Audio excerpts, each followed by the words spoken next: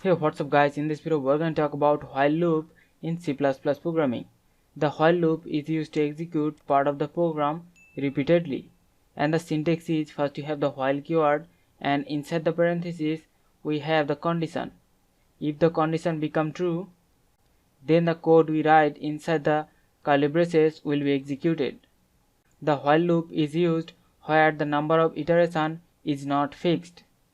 The while loop is called entry control loop because at the beginning of the loop, first of all the condition is checked.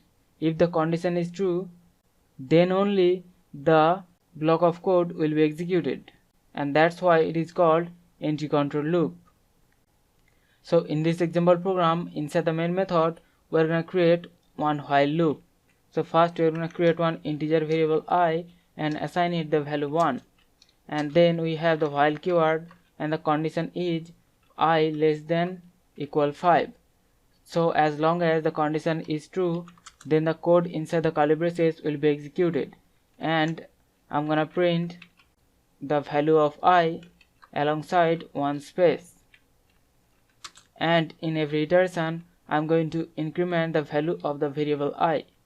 So first of all we have created one integer variable I and initialized it with the value 1, and then we have the while loop and the condition is I less than equal 5. So as long as the condition is true, then the code we write inside the while loop will be repeatedly executed, and it will print the value of the I, and then it will increase the value of I by 1.